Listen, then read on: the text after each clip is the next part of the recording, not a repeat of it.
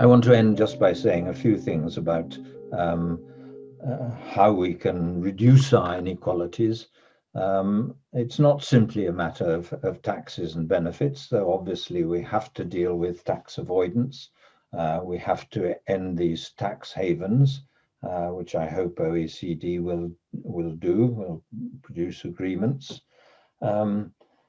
We have to make income tax more progressive again. In many countries, income tax is no longer progressive. The rich pay a similar proportion of their income in tax to the poor. But I think the main reason why our countries have become more unequal since around 1980 is the runaway incomes at the top. They've increased much faster than anyone else's. And I think to deal with that, we must have not only stronger trade unions. There's strong evidence showing that a strong labor movement is a way of keeping top incomes in check, and did so from 1930s right through to the late 1970s. But then we, I think, need increases in company democracy. Our last Prime Minister promised but never delivered to introduce legislation to provide for employee ownership sorry, not employee ownership, employee representation on company boards.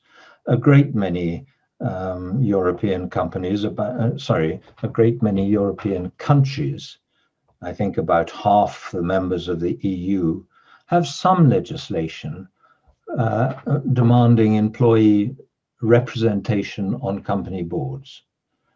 It's usually weak. In Germany and a few other countries, it's stronger, but it helps to keep the income differences smaller in companies. It has many other advantages. People say that an employee buyout of a company turns those companies from being simply pieces of property on the stock market into communities, a cooperating group of employees. It also seems to lead to increases in productivity.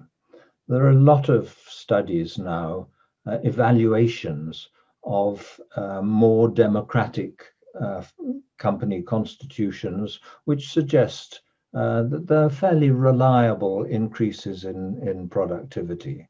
And I think they're probably nicer companies to work for. So I think a number of advantages in moving towards forms of economic democracy, including the fact that our political democracies, I think, have become less meaningful over the last few decades.